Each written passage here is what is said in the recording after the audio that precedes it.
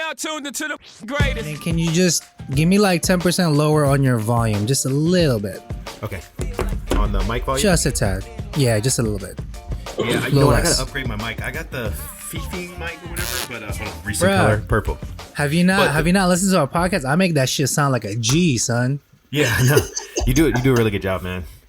Fuck out of here. I love the content, guys. I mean, it's awesome. Yeah, just so you know, Kyle, he's the brains behind the operation. I just like show up. Okay. It's awesome.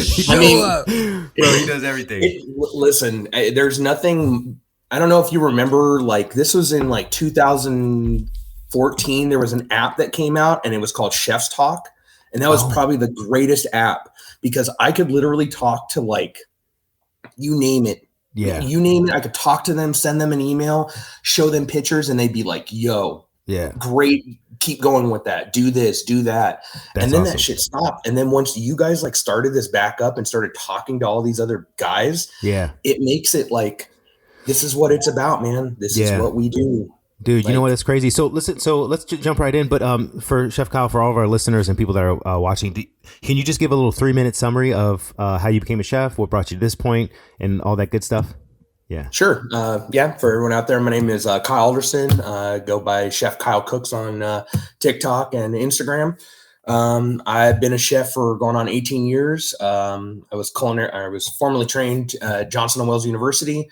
And then I went and did finishing school at the Culinary Institute of America in Greystone.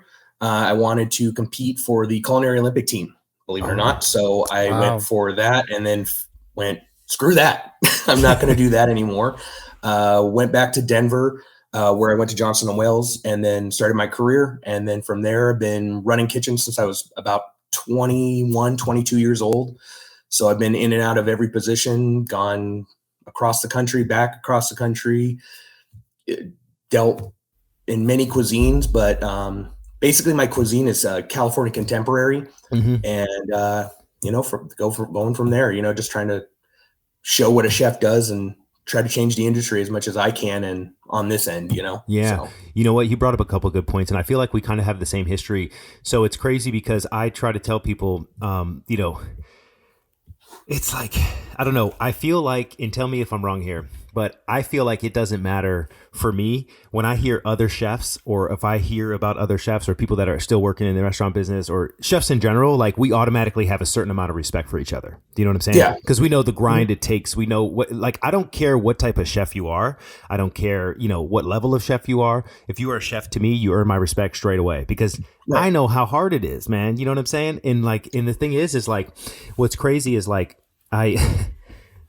it's ridiculous, man. It's like, dude, to get to our level where you're running a kitchen and, it's not easy. You know what I'm saying? It's no words. Yeah. No words to describe to somebody. Yeah. You can't tell anybody how to do it because you have to just literally be on the line of it.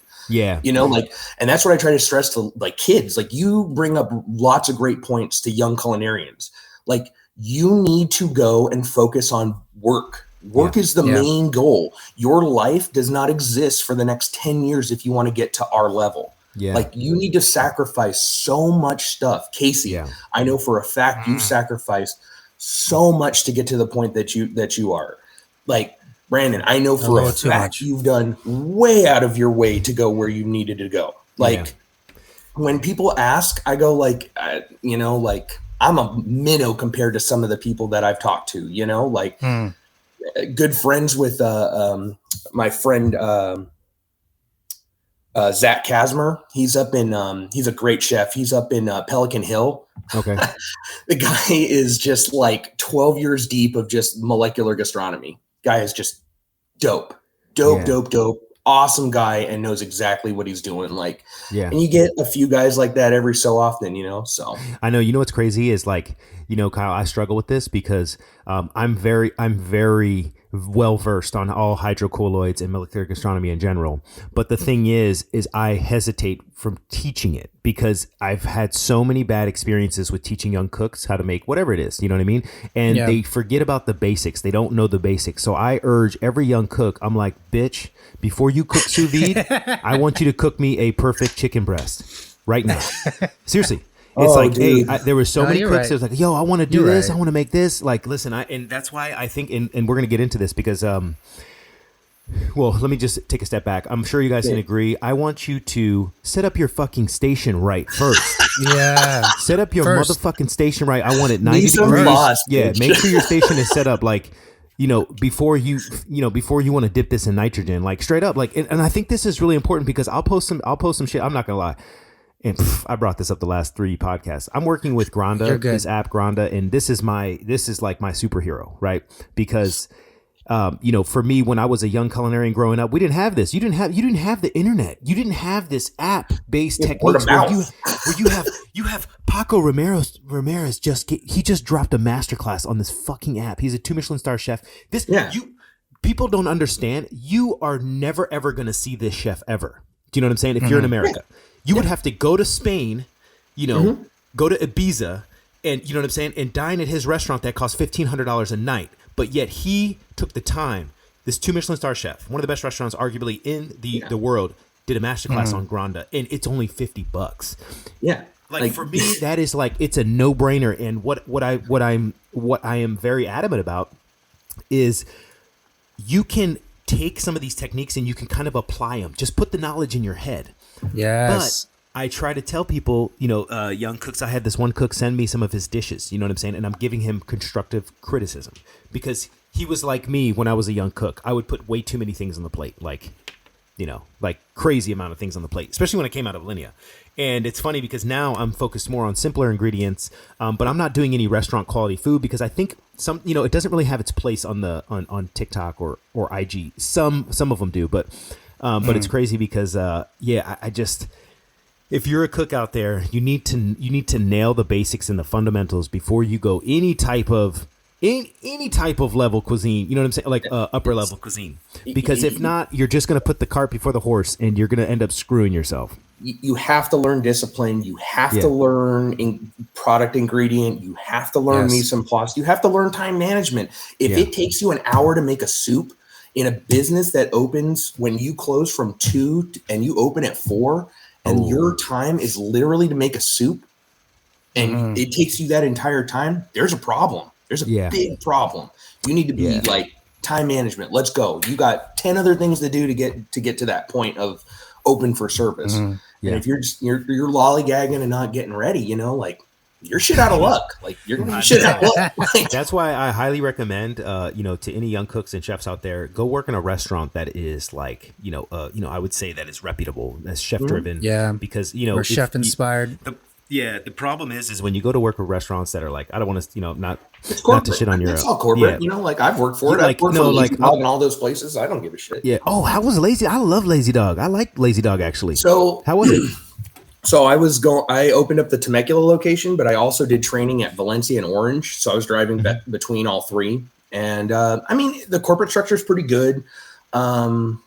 It's changed a lot. I haven't really talked to anybody in a long time. This is like, those young, you're trying to figure out as a chef who you are, like through that lineage, so like once I got done at Elway's, I came back to California and then opened up like a pub. I think it was called Barley and Hops, and then went from there and then started working in like different various restaurants that I really wanted to get associated. So more Mexican, a lot more Spanish influence and stuff, stuff that like reminded me of as a kid and stuff as with my parents, we traveled a lot. Like I, was very fortunate to go to a lot of countries. So, that's cool. Yeah. Like by the time I was 20, I had already been to like, I want to say like I've been to most of Europe except for the eastern side of it. Fiji, Mexico, pretty much all the way down. Wow. Yeah. Like, so like I love Mexico. I don't think people really realize that they need to go really down to Mexico a lot. Like that's where a lot of the California produce, that's where the OGs take all the great vegetables and bring it to California. Like, no one knows what a California or a Mexican avocado at peak season. Yeah. Speechless. You know what's funny? I agree with you 100%. So when I left Saison, one of my coworkers actually went and lived down in Tulum and and just Beautiful. worked, and he was posting things on IG that some ingredients I've never seen before, and like now he's in Vermont doing a taco shop, and some of the stuff he posts is like, yes, dude, it is just mind blowing. But you can agree that Michelin has to the East changed Coast. though, right? Because it's no longer like, oh, you have to be this like 60,000 square feet facility and like you have to have white tablecloths. I mean, there's what's that? I forgot her name in what is it? Thailand. That's like cooking that crab omelet. The crab omelet. I'd fly there for that. Like, you know, it's so funny. It's so funny you mention that, but like I do feel like it's a little watered down now, but it's just changing with the times. Like, I'm really sorry. Like, I don't want to like make anybody mad, but like the fact that they issued like stars in, you know, oh no, is my freaking mic's gonna go? The fact that they issue stars in, you know, during the COVID pandemic and all that, like it's kind of like, you know, like dude, restaurants are just trying to hold on. Yeah. Like, yeah. You can't like hold them to. I don't know. It just made me. It kind of was weird, and I understand they have to like do their thing, but like, I think a lot of restaurants were just trying to stay alive. You know what I mean? Like they had to switch to a to-go model and all that. Like, I mean, it's just crazy. Yeah. But what else I wanted to talk about was let's talk about Culinary School because I got plenty of experience of that. Yeah, because you mentioned Johnson and Wales, right? Yep. And I just want to like, what was your experience with Culinary School, and tell me what dates you went to Culinary School. Okay, so I am. Okay, so originally I was supposed to go to the Culinary Institute of America in Hyde Park.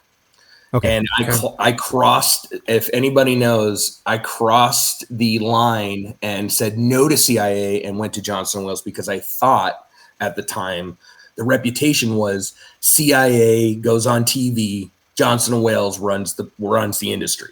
That's literally why I went there. I was like, if I'm going to be a chef, I'm going to go to the Culinary School. It's going to teach me how to work. Yep. They're going to show me how to be the guy that's going to come out and do the thing. Culinary School is like, it's a 50-50 bag, man. Like you can really, like I learned some things that I keep to this day, but like 90% of it, whatever. Like I learned more of that shit from like a guy that's like down the road. Like he's been in the business for 15 years. He didn't go to school, can barely speak any English. Yeah. Like the dude where you're literally just visually watching him. That's the best teacher in the world. That guy will show you how to do everything perfect. Yeah. Great point. So what year did you go? What year were you? I went from 2004 to 2006 and then from 2006 to 2007. And then I left. Wow. Yeah. Went to Greystone to do finishing school, which was bullshit. Don't ever get sold into anything of finishing school when it comes to like restaurant shit. There is no such thing. 100%. Who paid for it? Did you pay for it all yourself? Oh yeah, or did your parents help you? I paid for it. My mom paid. My mom and my dad were a little bit into it, but like, I basically took on the magnitude of it. And it was a lot. If you don't mind me asking, what was your payment when you first started paying when you came out of school? I was making really good money, so this was a thing. Like I was still making like at 23, I was making a good salary. So like I was probably paying like $12.75 a month, like, and I would break it up into like 2 payments. What? Shit. Yeah, it was bad. That. Okay. Yeah. Okay. Here's my devil's avocado. So, did your job depend on that school loan payment? So when you came out of school, you were like, "Fuck, I need to get a high paying job," right? Oh, 100%. I have to make 55 grand a year, no less. Have to. Yeah. So it's great you say this. So for everybody that's listening, Kyle and I pretty much went to culinary school around the same time. So I went around 2004, 2005-ish, 2005. And then I'm not going to lie, I only took it seriously when I was like, shit, I got to pay for this. I actually dropped out of culinary school. And then because one of the people that I worked with was like, I'm not doing this. This is ridiculous. Well, he was smart and he was on a probationary period. I had already signed the paper. Yeah. And so for me, I was missing. Because I remember telling my chef, I was like, dude, I already know all this stuff that I'm learning. Like, I went to school just to get the piece of paper. Yeah. Anyway, where did you go, Brandon? Sorry. So I went to the Florida Culinary Institute in West Palm Beach, You went with Florida. your brother, right? No, my brother went to the Art Institute in Fort Lauderdale. Okay. So thank the Lord Jesus. At that same time I was going to culinary school, I was actually in the process of buying a house. So biggest mistake of my life though. Don't get me wrong. When 2008 hit, I fucking took an L. So, but here's the thing. I had an idea of the financial burden that this was going to take. So for me, I couldn't afford to go to CIA or Johnson and Wales because my parents weren't going to help me. And the thing is I asked the questions I needed to ask. And the funny thing is they try to fucking sell you on it. They're like, no, don't worry, you can defer the loan, you can forbearance. I'm like, explain to me what that means. I'm sorry, I don't understand. Oh, it ruined my credit. It ruined my credit forever. Like it's one of the worst things that can happen to you. I'm just like getting out of it because it was so bad for so long.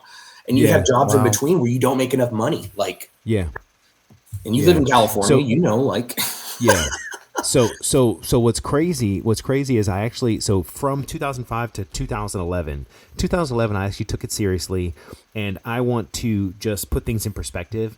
I actually went back for my baking and pastry degree. And here's the thing. The reason why, so I have dual associates, so I have culinary, but then the thing is to get my pastry degree, because I already had the general classes, all it was going to take was 9 months. And so I was like, you know what, that was more valuable. That 9 months of pastry was more valuable to me in my career than anything. And the thing is I didn't realize this, but I guess I got a funny story.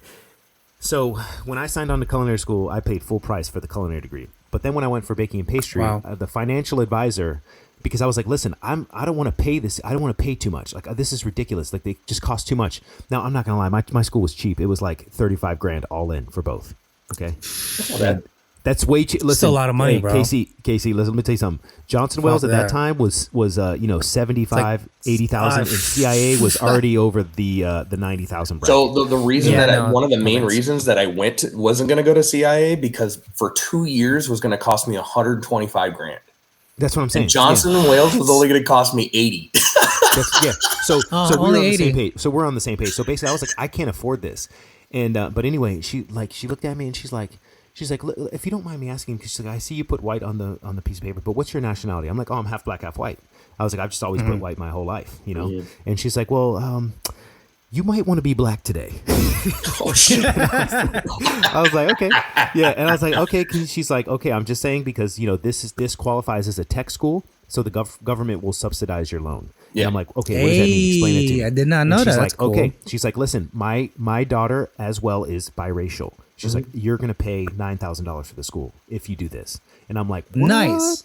Yeah. Couldn't go back. Couldn't change my culinary degree, but I could do this. So anyway, so basically, then it works out even better. Look, it gets better. She's like, okay, if you don't mind me asking, who's white, your mom or your dad? And I'm like, my father. And he's like, I'm sorry, my mom is white. And she's like, so your father's black? And she's like, okay, if you don't mind me asking, is his credit good or bad? And I'm like, oh, it's trash. She's like, great. He's going to sign this. He's going to co-sign this for you. So basically, my father, horrible credit, co-signed my loan. The problem is the government feels bad. So you get another grant on top of that. Do you know what I'm saying? Nice. Because they see this young minority kid trying to go to college. And I didn't know this, but yeah. So basically, I was asking my dad. I was like, "Hey, Dad, I just need you to sign this loan." But the only problem is he had to sign it in person. You know what I'm saying? He was in D.C. He had to come all the way down to Florida.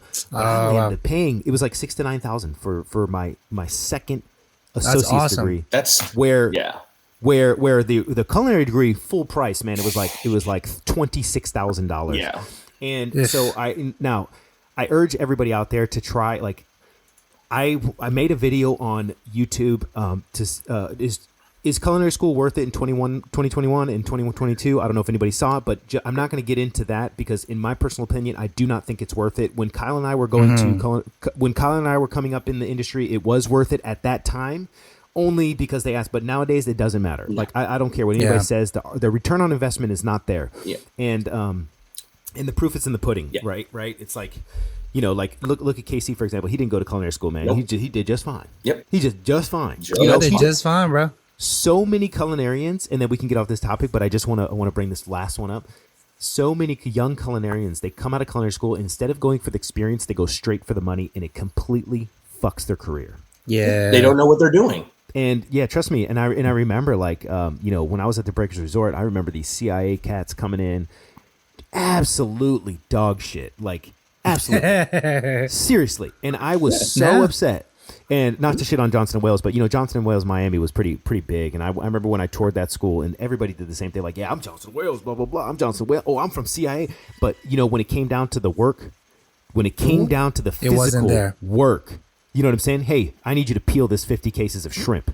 Yep. You know what Yeah. I'm saying? Like for somebody like me, I'm on it. I'm Yep. you know, like I got it. Like, Chef, I'll be done in 20 minutes, Chef. I'll be ready. Yo, I'm fucking Yeah. on it. I'm attack this shit like my life depends on it because you know what? I got a house to pay for. I got this, but like these CI, like, well, I'm you know almost like too good to be peeling. Yeah, shrimp, yeah, You yeah. know what I mean?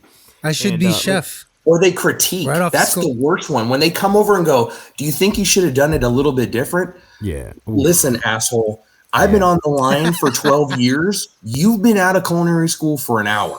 Like, you have no idea Yes. what you're talking about. Yeah. You And come to listen, me when you've done 1,200 covers in a night and you're literally bone-ass tired and you got to wake back up and do brunch in the morning and then do another $15,000 Fuck day and then brunch. find out and then have time to do inventory and then go and like maybe do some prep. Maybe. not only that, you know what the biggest thing that becoming a chef, like, you know, the biggest thing that it taught me is how to work with people. You Yeah. know what I'm saying? And I think what's really important, and I just want everybody, like, look, we're not, nobody's gatekeeping it over here, okay? We're just keeping it real. Yeah, no. So what's really important is, like, everybody has their different path on their different culinary path, but what I can strongly urge you to do is your work experience is the most important thing that you can imagine. Think about this. I think I would argue that it's better to get your foot in the door in a chef-driven concept, right? If that's the route you want to go, so you can learn. I think externships, unpaid externships and stages are stupid. I think they're stupid. And listen, I've worked in We'll enough go work for restaurants. free. Yeah, I've worked in enough restaurants where like the stages or the externs, you know, you don't get the job that is a skilled level job. And the problem is you just do yourself a due justice by not learning. So what I strongly urge, if you want to get your foot in the door and start becoming a chef, go work in a reputable restaurant or a restaurant group. Get your foot in the door. Whether it doesn't matter what it is. Look, entry level position, food runner, busboy, dishwasher, Yeah, something. steward. You know, something to get your foot in the door. Show you have the drive to become a chef, right? And then the thing is because if I look at a resume, and Chef Kyle, I'm sure, and Casey, you guys looked at tons of resumes. I have as well. I'm talking like from every single level. And the one thing that I look for is one, your work experience, and if you were promoted in that job within a short amount of time. Yes. That means I know Correct. you've worked. Big plus. And then I'm sorry to cut you off, but No, one go to ahead. add on was how long you stayed somewhere. Like if you jump ship every 30 days, like I'm not going to hire you because I don't think you're going to be that good. And I was explaining to Casey, it's really easy in the industry for somebody who is been in the business for a long time to know when an FAC is present. And an FAC, when you hear that term, is called a fake ass chef. When you see that guy, you automatically know go that's a no-go. He has no idea what he's talking about. It's all made up to the point where he's just you're Fluff. go home. It's all I don't fluff. want you here because you're a liability. Yeah, you know what? That's a good. You know what? That's a great point. And you know, we see them on the internet too, man. I'm not gonna lie. Yeah. Listen, just It's my because favorite. you put, my G, look, I feel really bad because this one girl, you know, she has good content and like she's teaching like basic techniques and stuff, but like, and I'm not gonna put her on blast, but like she's calling herself a chef. Yeah. And just from the outside looking in, I Oh, know I she's not know. a chef.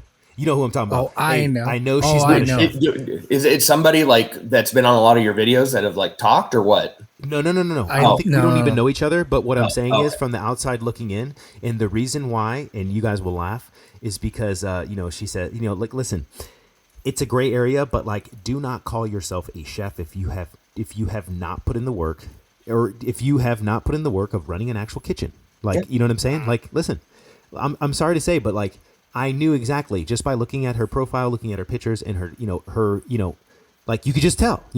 Like a chef does not cut carrots like that. You know who cuts carrots like that? A culinary student. You know, like, no, we don't do this. There's some things in culinary school I think should just be erased from the fucking curriculum. You know what I'm saying? Yeah. Oh, but anyway. 100%. Please. Yeah, Don't even get me like- started on that. I'm not even going to interrupt you, but like, this is the golden dagger. So I'm like, okay, she's a chef. Okay, let me click on her profile. Then I go to her business page, and guess what? She's on the front wearing her CIA gold medal. Yeah. What is CI? Oh my God. Yes. So you know, hey, dog, I can't explain this enough to Yes. everybody out there. I don't give a fuck who you are. Excuse my language, but fuck it. Listen, just because you graduate culinary school, that does not make you a motherfucking chef. Okay, 100%. And let me tell you dude, something. I don't give a shit Let me what tell you anybody something. has to say. Run a $7 million operation and come up with a profit. If you don't do that shit, you ain't got nothing to say. I got nothing to say. And I'm not trying to be nasty. I'm just trying to keep it real because I think 100%.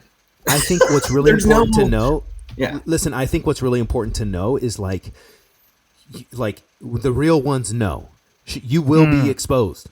Yeah. Okay. You got motherfuckers like me. You got motherfuckers like Casey. And like, listen, I am not opposed. I am not opposed to somebody sharing their twist on a recipe. I am not opposed to somebody doing what, like, hey, this is how I make my club sandwich. But when you hop on the internet and you start to gain a following, and then young culinarians trust in that you are teaching them right technique or techniques that are going to transfer to their workplace, you better have the fucking credentials to back it up. That's all I got to say. To me, that's like literally being an auto mechanic and going, I don't know how to fix cars. Yeah. Or like, so here, that's a good example. And let me say, and Casey, I need you to talk because I always talk over Casey, man. I feel bad. You're good. He don't care. Good. He doesn't care. He's like, I feel really like don't. He's salty enough on TikTok. Yeah, I feel like I don't know. I just feel like I don't know, man. It just makes me feel weird. But You're good, bro. Yeah, I know you don't care about it. But okay. It's just like this. Like if I teach my son how to change a light bulb, that does not make me an electrician. Okay? Yes. Just because I can unclog a toilet and, change a toilet, or matter of fact, literally like change the guts of a toilet, that doesn't make me a certified plumber. Do you know what I'm saying? No. It's the same thing with being a chef. No. And it's funny because I'm looking at some of these comments and she's not responding how like a chef would respond. Do you know what I'm saying? Mm-hmm. And here's the thing. This is what really bothers me is now today in today's restaurant world, like, listen, man, we might incorporate some of these knife cuts that we've learned traditionally, but let's be honest, fellas. Let's be honest, dude.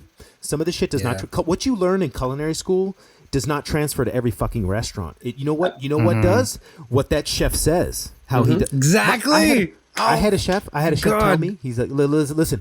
I went to when I went to Cafe Balut. Okay, he said, hey, cool. Did you just get out of culinary school? I was like, well, actually, no. I'm doing my pastry degree now. He's like, great. Everything you learn there, keep it the fuck there. When you come in this restaurant, you do what we say. And I'm like, yes, chef. And he was fucking right. But see, there was the right response. Let me subjugate about it. Yes, chef, I'm here to learn. I'm ready. Let's go. Yeah, and I was like, listen, I'm a savory chef at heart, but I'm just doing pastry school, so I'm well-rounded. Get this, and I hate to put him on blast, but my pastry chef at culinary school didn't know how to do macarons. You know what I'm saying? Yeah. Oh, wow. So I'm like, hey, chef, I'm just trying to learn how to do this because I want to impress the pastry chef at work. You know what I did? At work, I was like, hey, chef, and he was super French, man. Like, dude, this guy did not fuck around. This French, I can't find him nowadays. Oh, yeah, I've worked for some French guys, man. Like, he was so, listen, and I'm just the type of guy, I'm like extroverted, but he literally put a blue piece of tape all the way across the kitchen separating pastry from savory. You know what I'm saying? That's how legit he was. And I'm like, chef, I know you're busy. Can I just watch you make macarons next time? I said macaroons, and he corrected me. Fucking an American, blah blah blah, fils de pute. Like, and I'm like, hey, chef, listen, I have no idea about pastry. I just want to learn. I'll do whatever you say. I'll tell you what. I was like, you just asked me to do anything. I'll peel citrus. It doesn't matter. I will, tit for tat. And he's like, okay, well, guess what? You know what I wasn't doing right? I wasn't letting them sit out. So basically, with macarons, you pipe them onto the tray, then you let them sit out for 30 to 60 minutes so they develop a shell on top. Then you put them in the oven. They puff up. Okay, I wasn't doing that. I was going straight into the oven, and nobody had an explanation for me. There wasn't YouTube back in the day. But it just goes to show you that some things you learn at the restaurant. You know what I'm saying? Yeah. That don't transfer from culinary school. And I just urge everybody, like, and that's why, like, I'm going to end with this, and we can move on to another topic. The video that I sent you, Casey, because I think this has kind of put things in perspective for me. I watched this kid's video just to give you guys everybody a hindsight. I don't know if you guys watched it, but he was 17 years old, went to Culinary School of America, came out $140,000 in debt, and it completely fucked him. Screwed up his 20s. Now here's the thing. I'll play devil's avocado here. I don't know if he was a shitty cook or not, or if it was too tough for him. You know what I'm saying? That's also another thing. I've seen cooks just crumble, right? They watch the Food Network. They're like, oh, I want to go to culinary school. I want to be a chef. You know what I tell people? I'm like, go work in a restaurant first. Go work in a restaurant, see if you like it, right? Because you might not make it. I've seen literally hundreds of cooks, thousands of people. Seriously. When I worked at Alinea, man, it was crazy how these cooks came in and they were just fucking. What was your turnover there, if you don't mind me asking? What? Like, dude, but the problem is there was a line out the door of people coming in. So you know what I'm saying? It was not a problem. No. When you have people all over the world coming to work there. And the thing is like, but the problem is I'll agree that the management style was just horrible, man. And it's because and I really wish I would have known what I know now, but like I went to Alinea as a sous chef. You know what I'm saying? I was a sous chef at Oriel, Mandalay Bay. Okay, $12 million annual revenue. I thought you worked at Oriel and DC. That's where I thought you. That's when I sent you that video because I thought you worked there, and I was like, oh, you worked at Oriel and Mandalay. Never mind. That's why. Mandalay Bay. So I went. I was like, chef, I gotta go. I gotta do this, man. I've been wanting to work here for my whole career, and I'm gonna go do it. So I went to Chicago. Started out as a cook. Thank God it wasn't a commis, but usually started as a commis.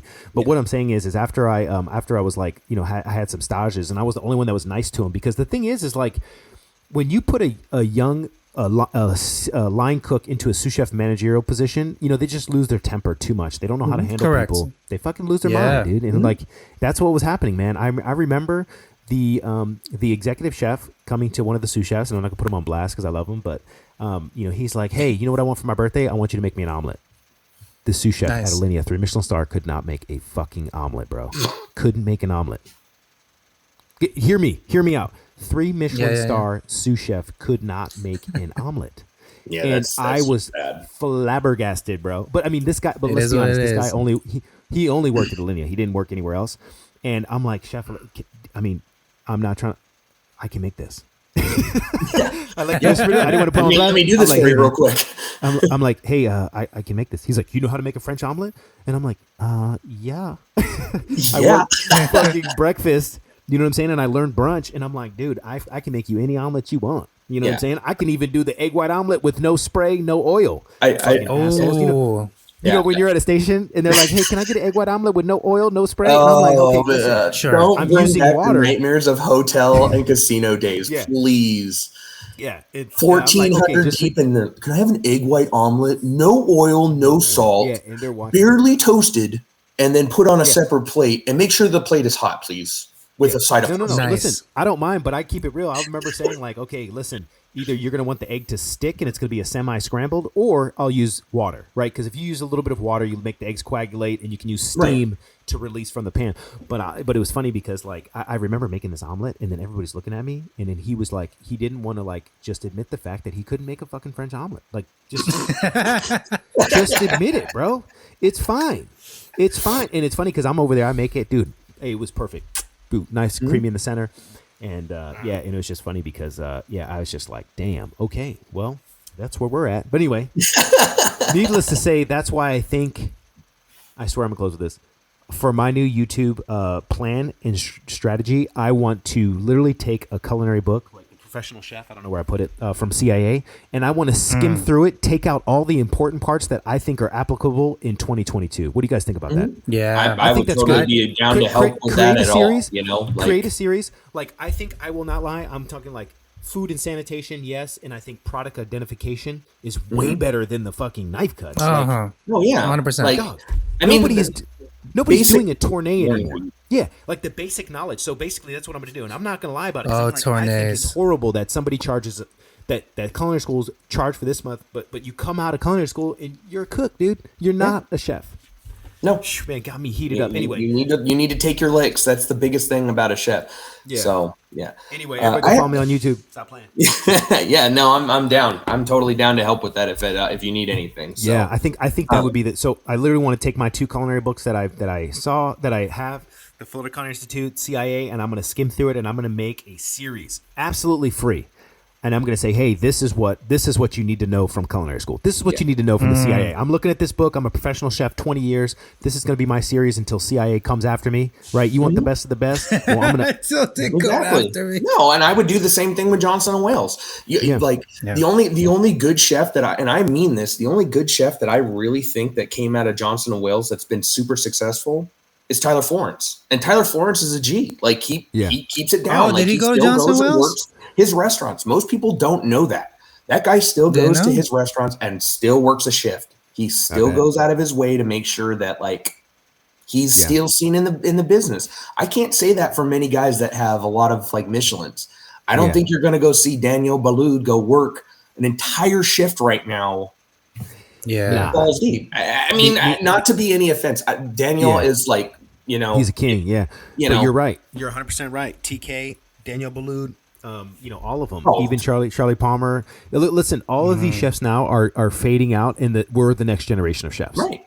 And that's what I want to be part of. That's what I want to be part of is my mission in this industry is to help inform guys coming up and going, because I got mistreated, you know, like I grew up rough, you know, like I got pans thrown at me, you know, like there's plenty of stories of like how things got handled, you know, like, and I lived the chef lifestyle. I did, you know, I was young, dumb, and, you know, ready to cook and throw my body at it, you know, like that was what it was about.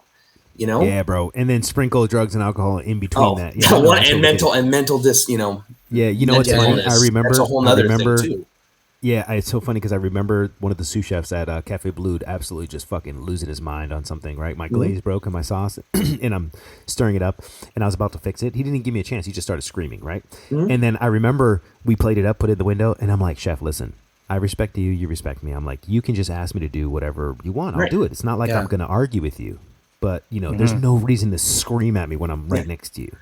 And I remember him looking at me like, because this was like chef code aside, man to man. Like, if you do this again, we're going to fucking go outside. Like, because that's how you handle things. It would be uncalled for. Yeah. And then it's funny because I felt really good about it. This guy was, you know, in his late 40s. He drove an electrical bike to work because he had a DUI. Yeah. And then one time when he was outside smoking a cigarette, I caught him.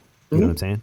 And I said, hey, listen, I'm not going to lie. And I shut the door, and it's a locked door. It's one of the doors that's locked automatically. I'm like, it's me and you now. I'm like, listen, I want you to have that same energy. I'm like, Chef, listen, I know I'm just a cook, but I'm like, the way you treat me is fucking ridiculous. And I'm like, I don't speak to you like that, but I'm like, listen, if you want to throw hands, because that's what it sounds like, I am here right now. Yeah. And then he just backed up and was like, hey man, nah, you know, and I'm like, no. I'm like, you were real tough. Yeah. When people are around, you're real tough on that line. And I'm like, listen, we can do this right the fuck now because you don't know where I'm from. You don't know me, man. No, but at the same time, you know, like, but there was so funny. Yeah, there were chefs though that you looked up to. Like I knew, like growing up, there were guys that were like assholes, and then there were guys that I like really wanted to inspire to be. Like I don't know, like for you, like I had 3 guys that I like literally looked up to growing up. One was Alain Passard. Like in France, probably one of the most G chefs ever. I mean, how do you go from a full-on meat restaurant to a full vegetable restaurant, like, and still maintain a Michelin? You got my vote. And then Jacques Papin. I mean, I'm so jealous of Brendan, right? Pizzas. How he's like a friend with Jacques. I'm like, you just casually got to cook with Jacques Papin, like the baller of all PBS. Like I used to watch PBS just for that. And watch him go with a nonstick pan and a metal fork and make omelets. Just laugh. I know, it's so funny. I had to bring that up, man, because you know my boss does that too. Wolfgang Puck, my back in the day, he would do that same shit, dude, with the fork. And I'm like, bro, that's old school. Now that's old school. He just fucked up the pan. When you just don't give a fuck, you're just like, I don't even care. That thing costs $15. It's part of the cost, dude. Yeah, that's funny. I'm so glad. That's so funny you mentioned that because I remember my omelet video. I'm like, listen, everybody does shit different. You know what I'm saying? I'm like, listen, let's be honest. Jacques Pepin takes a fork straight to a Teflon. Do I agree with that? No. But is he going to do it? Yes. He can do whatever he wants. But, Yo, why? Okay, question. Why are you getting so much crap on your omelet? I don't understand. It's like, it's your preference in how to fucking serve an omelet. I eat shit raw. You know this, Brandon. Yeah. Kyle, I know you see me fucking do this. I know you do. I eat yolks every so often. I eat raw meat all the time. Like, I don't care. Let's put things in perspective. If you're a chef, if you're a professionally trained chef that has ran or worked breakfast, you know just as well as I know eggs. Everybody likes their eggs differently. So it's funny because that soft scramble that I posted, the comment section was absolutely ridiculous, dude. Like, it was so funny because I'm thinking in my head like, yeah, okay, but you know what? I had to clarify a little bit. But I'll be honest, man. Like, I am not like if my 5-year-old kid asks me for scrambled eggs, no, I'm not going to give him the soft scrambled eggs. I'm going to make them hard scrambled. But the thing is if his chef, like Wolfgang Puck, and that was what this video is for, asked me for a soft scramble, or asked me for scrambled eggs, perfect scrambled eggs. That'd That's what be I'm exactly gonna do. the way And you I'm going did to it. make sure it's nice and custardy and beautiful, and the texture on those eggs is beautiful. Now, if you wanted a little bit more country style, then you leave bigger curds. Same thing with an omelet. Like, there's so many different nuances to making eggs that I think it's funny, because it's kind of like, listen, I hate working breakfast because everybody likes their eggs different. Yeah, I like it. I think breakfast is fun. Like, I think it can be really, really fun, and you can be really super creative. Like, I think brunch should be like a thing more. Like, I really do. Yeah. Like, Only when you sandbag everything, dude, you have to like, yo. But the thing honestly, is like I've worked for some pretty cool places, man, that where we've banged out. It's more about the labor, where like the product was really special, but it was also about having enough people there. And that was very important to making a smooth operation. I think that's a big thing with owners now, is that they need to understand that not necessarily having the skeleton crew works all the time. Like, that doesn't work. Like, you need to listen to chefs, and you need to listen to their advice, because they're trying to make your business better. I'm very fortunate at the estate that I work at right now that these guys, David and Elaine, are super, super like responsive. Yeah, you know what? Let me ask you about that. So the estate that you work at, is it like a full staff, or is it just? Yeah. So we have like a full service team. I right now have 5 guys on staff, and we just kind of rotate. We're building another section going on. So we're approved for a bunch of stuff, but mostly we do private events, weddings, kind of everything. And then we also like grow all this stuff on the property too, and have a separate farm. So do you have a gardening crew? So it's like a private estate. Right? It's actually the owner and her daughter. They just are. They're like, she's intense. She's awesome, nicest lady, but she gets out on that Kubota and just starts digging, man. Like, all that garden, all those planters that she did in that video that I just posted, that's all them. Like, they bring it to you, right? That's dope. They bring it to you. They bring you all the stuff. Oh yeah, they just drop off little stuff. Like, they were just growing kohlrabi like for whatever, and I like literally had like 40 heads of kohlrabi to just screw around with. Nice. You should preserve some. You should preserve it. I've made pickles. I made I'm gonna try to make I'm really into old school recipes, super old school, like preserving. I love Magnus Nielsen. I love Renee. Yes. Yeah. And then I was gonna say lacto fermented kohlrabi is one of the best things Amazing. I've ever put in my mouth. Perfect. So perfect. And AKA just, lacto fermented vegetables that have sat. Like let's be honest, and did the old way. There was somebody that was like, hey, let's put this in this, and like, let's see how long it'll go for, and then I'll eat it. Like, that's what makes me like go off as a chef, is like, man, these are so many cool things that like you learn from history. Like, people survived off this, and now we like take it for granted. Like, hell yeah, man, that's exciting. So so is it a personal residence as well? Or is it set up they used to be, and then they basically are starting to consider turning it into a hotel, and then they live off property on the farm. Wow. So they have like another I think it's like a 20-acre farm with avocados and citrus and olives. So that's where I'm going to send you guys some of that olive oil. And did they? So let me ask you something. Do you cook for them too, breakfast, lunch, dinner, or no? No. They're just chilling, man. They're just they're doing their thing. You don't have any guests in the estate, or you just like they just do private events right now. COVID kind of like screwed everything up, so like it's been. And Riverside County is like weird, man. Like, to be really honest, I live in a very weird county. Like Riverside County really doesn't accept the California Department of like, they have their own Department of Health. So like we have to run off Riverside County's rules. We don't run off of the rest of the state. Oh, wow. Yeah, like it's a weird process, but Riverside County's been okay. Like. I love San Diego County. Shout out to all my boys down in San Diego. Like, some of the like, that's an up and coming. I hope everybody comes to San Diego and really gets to experience. San Diego is awesome. Yeah, San Diego is awesome. Yeah. I would argue that some of the tacos there are kind of better than LA. Dude. But So me and you kind of have the same. We kind of have the same thing. So the thing is I'm an exec chef out here. It was for a tech company who owns the estate, and they private events. But like, I'm talking like 3-course fucking super soigné. Like, But same thing, Ooh. COVID destroyed everything. Tech company up and left, so I'm kind of like left, like just hanging and just dealing with like 2 or 3 people a day. It's crazy. Yeah, but we do. Yeah, the we thing do like is 4 weddings a week. We do like 4 weddings a week. You know, that's cool. Like 100, Yeah, 100 is like 200 people. It's very like low key. My guys work real stable hours. It's good. That's awesome. Yeah, I can't say the same about my hours. My hours, I'm playing a lot of hats right now because of the COVID bullshit. Like, oh my God, it's ridiculous, dude. Yeah. But at the same time, like, you know, it is what it is. But I will argue that my favorite thing is it's not for profit, right? Yeah. And I don't know about you, but I have like I don't have any budgetary restraints. You know, I have to get approval, but like, dude, it's amazing. Yeah. It's I haven't foreseen anything. That they've been very receptive and they've listened to what I've had to say. Because when I first got hired, you know, they asked me about like, you know, the shipping. That's something I want to talk about is like, you know, rising food costs, California and the pork law. Like people have said to me on your guys' live, oh, I don't see it yet, and it's like, yeah, it takes 6 months for that to hit its point. I just got off the phone last night with my rep. Shout out to US Foods, Tim Delanik. He literally gave me the estimated from the pork factories.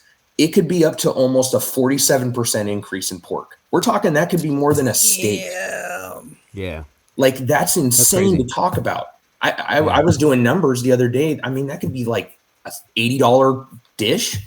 Yeah. Like mashed potatoes and like spinach with a pork chop. To make profit on a pork. Like I don't think people understand the stark difference between the meat, the beef and the pork. Because like beef, obviously you'll pay the fucking prime price for that. But for pork to get to that level, especially where you guys are at, it's insane. I think that's why, you know, like, and I'm not gonna lie, we kind of have an advantage over here. Like, you know, I get so many things from local farmers that, you know, it's direct to consumer. Whereas things that have to come in or imported have to cross state lines. Yeah, it's gonna cost. Like, listen, I remember it was like $4 a pound for onions the other day, and I was laughing because I'm like, dude, onions are like 69 cents a pound. Wow. Oh, dude, it was awful. Well, and I have to ask, so you have a lot more access to like bigger farms out there, right? Like, because out here, Southern California, it's okay, but they're like small. You should go to Chino Farms.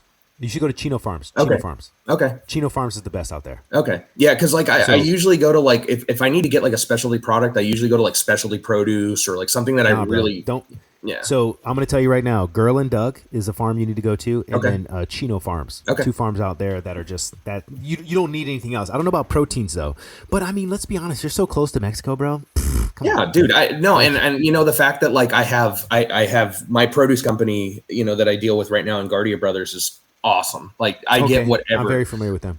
Dude, they are such a good company and they're so underrated. Like everyone wants to go with like mainstream guys and like, you know, like I'm very fortunate that the reps that I've had over my career, this is something that I think young culinarians need to understand too.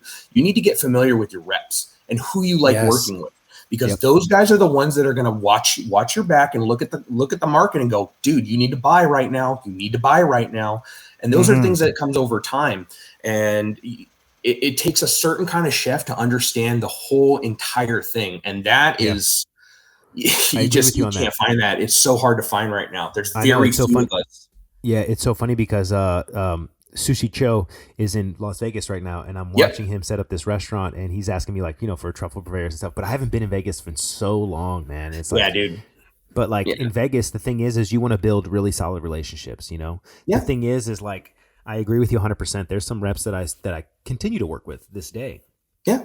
I worked at Harrah's, so I know I worked for Caesars Entertainment, so I know exactly I know the ins and outs, man. Hell yeah, man. Supreme Lobster? Shit. You know Supreme Lobster? Yeah, Supreme Lobster. Must be nice. Dude, Must be nice to live in the West Coast. Yeah, that is another thing is just we're very fortunate out here. The produce is amazing. And then me having a personal farm, like my avocados are ridiculous. Like I just we had a big old windstorm. I don't know if you had it up there. No. It's just my Meyer lemon having trees. It now. Like rows of Meyer lemons. Dude, Meyer lemons are my favorite, dude. I still dude, I wish like I'll see if I can send you. Dude, I have like a literal metric ton of them. Yeah. So you need to get to processing at least some of those. Oh, we're gonna start. We're making juice and stuff, but I mean, like, still, like, it's ridiculous. Like the amount of oranges and just stuff we get is ridiculous. Yeah.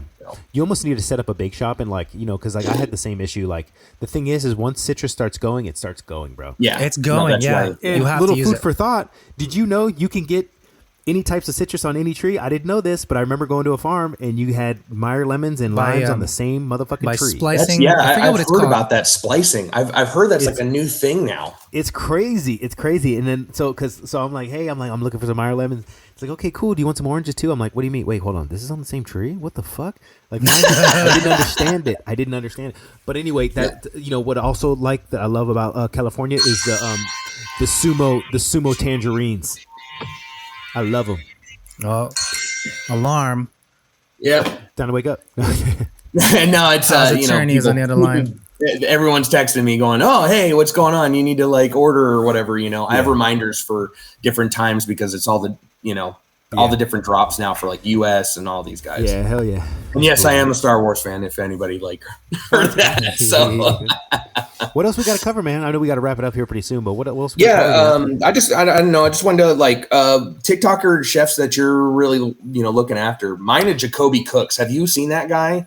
Super Jacoby legit. Cooks. I know. You know what? Super legit. I think we follow each other, but I really haven't like dove into his content. I think he was kind of giving me like Sad Poppy vibes, Yeah, he's very on that same, but dude, super talented. I feel like the guys that are kind of playing it like how Cho did, and I'm not trying to like Cho very like mysterious. Like he's not like, you don't know the full story, but you know enough by what he's doing, and you're like, oh, like I get him as a chef, like very contemporary, very like he does stuff that just makes sense. Like products that you'd want to see as a chef and go like, that's how a chicken stock's supposed to be made.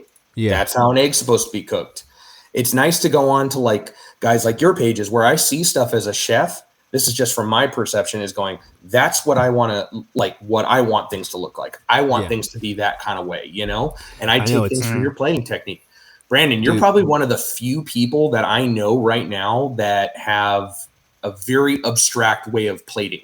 Yeah. In the best sense, sense, because there are people that can plate, but they don't make sense of things. And I'm a big person on like how things are presented and like colors and like how, and it takes a real another chef to realize like how things look. Casey, all the photos that you send me, ridiculous quality, like ridiculous quality. I'm gonna do a plating series right now. I'm kind of like, dude, man, I hate to say it, and I'm like kind of biting my. You're just too busy, bro. Right now I'm in the air fryer nightmare.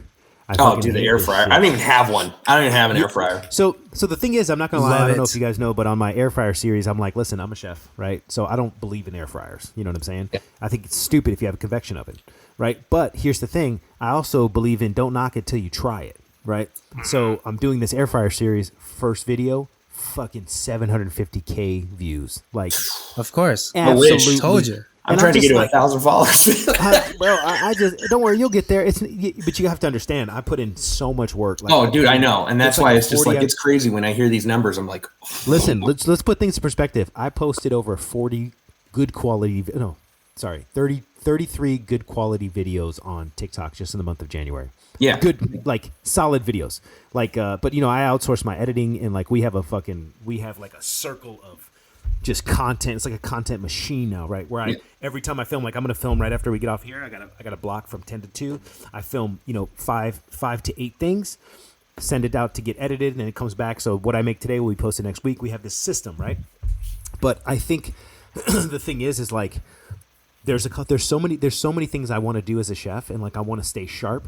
But it's just hilarious to me how like I'll do these dope ass granda techniques, And it's just like, they'll get like 20, 30K views, but people realize, like I try to tell Grounded this, like, hey, listen, American chefs or American people they're not going to make this shit, man. That's Correct. why I have a profile on the app now, but it's not worth it for me to do it because it's like, but here's the thing. Then I put a piece of salmon in the air fryer and the video just goes absolutely crazy. You know what I'm saying? Mm-hmm. And it's really funny, but I think people genuinely enjoy me breaking down these techniques of things that I've learned and where to get the American product from. You know what I'm saying? Yeah. Like I just posted this little cupcake video that I saw that it's really actually it's so easy to make. I can't believe I never thought of this. But it's those little potato sheets, those potato starch sheets that are edible. Yep. And you can actually make this too with just potato starch and water. You just dehydrate it. But like these little oblate sheets you can get them off Amazon. They're cheap. They're like $7. Yeah. But for a chef, it's really cool. And then I don't know if you guys saw way back where I made that maple sugar, which also was another video that kind of popped that was up. really but good. like, Made a powder. I used the maple sugar to make a caramelized cupcake, and they did the same thing on in Spain. And I thought this was such a cool technique. Like if I was a chef in a restaurant, I'd definitely use this on pastry or as a pre-dessert, to put something dry in there. I thought it was really cool. Yeah. But I mean, do you guys mind if I give a few shout outs to a couple of the chefs please. like locally? Yeah, I go mean, ahead. these are the guys that I really like. I want people to go meet, and I hope that any of the viewers, like if you're in San Diego area, you can DM me, you can hit me up, follow me on Instagram, follow me on TikTok, and I'll definitely recommend these guys. These are some of the best guys in the area that I personally think people need to go see more of. And I think that's what all of us want, is for more people to be exposed to guys that are willing to go. So if you're in Encinitas, Justin Haupt, he's a chef out there, super talented. He's working at Beer Garden right now, but he's probably going to be doing some other projects coming up. Super talented guy, young and up and comer, a colleague of mine that I'm going to hopefully going to be opening up a project together. Nice. Nice. And then I already mentioned Zach at Pelican Hill. And then Alex Carbello at Carte Blanche. I just did a stint there. Super, super talented chef. Duck mole tacos. Just that's all I got to say. Duck mole tacos with smoked cotija and pickled red onions. Oh, that sounds incredible. Sounds like a fucking deal. Yeah, we made, I did stuffed squash blossoms there with an en nogada sauce that I learned from my grandma, and like amazing. And then out here, Jason Baradas, or JB, he's over at Altismo Winery. It's a brand new winery, super talented guy. Like I've worked for him. He was my old boss, super talented guy. And he's like running this place basically by himself. Oh. And it's like a full-fledged winery. Like they're really pulling it out. And then if you're in Denver, Logan Mason, that's another guy that I think Brandon and Casey, you guys should go look at. The guy is going ham. Like gets all this wild game. He's doing like bone marrow bread pudding. Do you have his IG? Can you send his IG? Can you send it to us? Savory Savage and Chef Logan Mason. I'll send you guys on Instagram. But the guy is super legit, and he's the executive chef and doing a whole catering program. Dude, the plates that are coming out of that place are phenomenal. Like it's amazing how the young talent, like our pool, has just really pushed the industry. Yeah, we need to pave the way, man. We're all part of this, And just like I tell, and we need to encourage more chefs to post on social media. I know it's hard. It was very difficult for me, and I got a lot of slack. But at the same time, I'm not going back. You know what I'm saying? Yeah, no. Bro, the same people that were hating on me on IG, listen, I remember saying, hey, you were the motherfucker. You were you. I remember telling, I was like, yo, it was you, bitch. Yeah, I'm like, now come on, man. Get the fuck out of here. But anyway, because there was this one like sponsored video I did that did for Granda, and they used it as their like commercial. You know what I'm saying? So it just went super mega viral, but it had so much marketing behind it. And so it kind of looks like I'm the leader of this thing, but I'm not. I'm just happy to be working with them. Dude, I'd be plugging them all the time, huh, Casey? Tell me to stop. Bro, man. you are the fucking dude. Listen, Granda is a great app, and I don't give a shit what anybody has to say. That app is super, super useful. For chefs. Like I said, I'm an 18-year veteran, and I'm learning shit that I'm like, holy shit, I never thought of that. Different level, like even some Dude, that baklava that you did. Yeah, that shit. Dog, I was. Look, when they sent me that to do it, I was just like, damn, why didn't I fucking think of this? And listen, I'm not going to lie. It's not hard to make, bro. It's really not. Dude, I couldn't imagine, Chef, how that, I'm a dessert bar with those, like a person just like filling those to listen. Yeah. Dude, you'd win. You could sell that for $150 a person. I'm telling you right now, listen, it took me, I'm not going to lie, it took me about 13 or 14 of the sheets to get it to puff properly. But once I got the technique, literally you start with the saute pan. Get it hot, and then put the saute pan in the oven, then drop the puff on it so it actually puffs out. Oh, you're doing, I know what you're doing. You're doing that old brioche technique where if you put a piece of brioche bread down in the hot pan, it'll start to rise half. And then once you put it on top, it'll like do that big balloon thing. So basically same technique in all. Listen, I was laughing because I'm using Santa Barbara. I'm using Santa Barbara Pistachios, the ones that come out of Santa Barbara. They're Of course you are. they're so Of course. good. Casey, you're talking me. I'm fancy. This dude coming out with Santa Barbara Pistachios, like the most expensive ones besides Sicilian. Like, Whatever. Well, I couldn't. I was got going it to in go my Sicilian backyard. because It's cool. I was going to go Sicilian because Sicilian are really good. They're really dark green. But I'm telling you, I made my own pistachio praline, pretty much, right? Yeah. Like, and with pistachios, simple syrup, a little bit of vanilla, and then I made my own like nut butter, but really sweet. oh man, And I was like, I can't. This is so easy. And then listen, in the ISI, you make the cream, and then you just. But when you eat it in the moment, it's fucking magical. And if I Yeah, was a it's chef in fluffy a as restaurant, shit. it looked because like here's just the thing. perfect. And tell me how you feel. Tell me how you guys feel about this. Like I try to tell everybody, like I don't know why people think that other people are stealing recipes from other people, and I'm just like, dude, it doesn't matter. Like here's the thing. I'll shout out anybody, but if anybody wants to take like something I've made and call it their own, I don't give a fuck. I don't care. Like do whatever you want. Like, dude, I'm not the first person to make macaroni and cheese. You know what I'm saying? Like this is the thing. It's like for the baklava, the chefs on the other side of Spain, they were excited that I made it. You know what I'm saying? Like they were excited that I actually made their dish, and they DM me, dog. I'm talking about the chefs at Tickets in Barcelona. Like, so I actually have a shit. friend that worked at Tickets, and like it said that place is insane. Like that's a whole nother level of Michelin, considering that we're used to like the Michelin out here. I know that you've worked Michelin. I've staged and did a couple things. I've ran a couple Michelin like 1 stars, like low end, like big gourmand. Like let's be honest, like on the rise to maybe a 1. And like, dude, I'm not like, that's a whole nother level. Like when you can go into a kitchen and be like, okay, the kitchen is worth more than the entire building. Yeah. Yes. But see, that's, and then we gotta close. I gotta run. But that's what I want to close out with this. Listen, that is my goal, right? My goal is to, I've had plenty of chances to open a restaurant with investors, but the thing is I want a silent investor. And that's just not possible. Like I don't want somebody to tell me how to run the restaurant or cook the food. Like I'm sorry, I just don't. I'd rather not make any money. The problem is I don't have the reputation or the Michelin's background because I've been running restaurants for everybody else, right? Yeah. And so the thing is like I remember when I was in Los Angeles and I did a tasting menu for this real estate investor, and he's like, your food is so good. If you ever want to break out and open your own restaurant, I'll put $3 million up to do this. And I'm like, oh. Deal. I'm like, hey, here's my number. Let's talk about this later in the week. And thank the Lord, I have an entertainment lawyer in my wheelhouse. Like he's like, before you sign anything, you send it to me to review. And this real estate investor was basically, he owned this, not a strip mall, but a commercial lot, right? And I understand what he was doing. He's trying to put a business in there so it can generate revenue. Then I pay the rent, right? But it's something that he can bring his clients to have lunch and, kind of show off, right? This is mine. And so he was like, listen, this is going to be your operation. You're the chef owner, blah, blah, blah. And like, it's crazy because my lawyer was like, hey, listen, I know that he's painting you a vision and using your passion against you, but you are just an employee to him. You are. Yeah. You're just an employee to him. So if he wants to come in and change it, whatever he wants, you have zero say in what and that happens to a lot of chefs. Think about Curtis Duffy with Grace.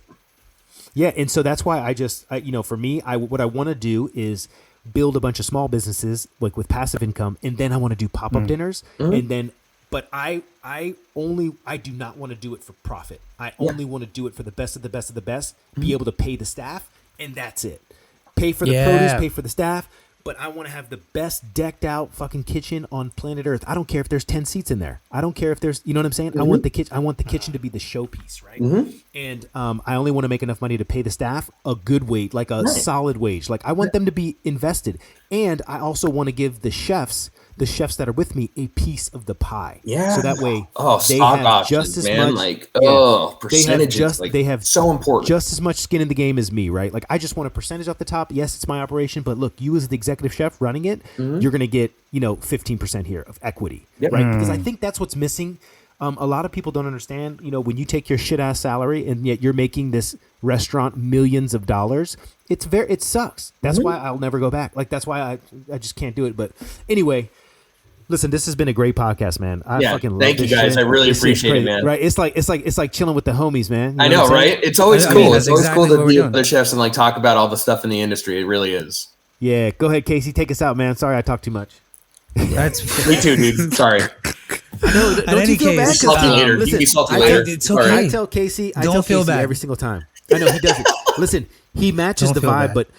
but everybody that's listening, listen, Casey does all the work. He should get all the credit. He should get all the followers. Casey's just not salty. He's Don't actually a follow me. really, Don't really worry good about chef, it. and you need to make sure that you're following Bro, along in his don't- lives Don't because worry about it. that's when his real personality worry comes about out, it. and he's really a big teddy bear, and he shows why he loves his noodles, and it's okay. Okay, so real quick, as we do end, I have a fascination with noodles. I know you guys, I've told you guys this, but I want my cuisine all in one bowl. Yeah. This is why I have such a stupid fascination with noodles and ramen. I want that to be the best experience ever for the cheapest amount of price that I can make just enough profit for. And that's it. Literally, that's all I fucking want. And it's going to happen very soon. Very soon. Yep. Hey, That's all I gotta listen, say. Casey, I'm I'm coming. telling you right now. I'm telling you, man. It's such a good idea. You should definitely freaking do this, man. You can do this. But you got to work backwards, man. You just got to hustle it out your house, bro. Oh, Sell yeah. ramen at your- Yeah. I have two dream is plans. to sell tacos, dude. Like, Yeah. it's just sell really, Kyle really good likes fucking tacos, tacos. Brandon. This dude's a taco fiend. Anyway, as we close, I'll make sure to have Kyle's links all down below, and you guys can follow him. But other than that, thank you so much, and we'll talk to you guys again later.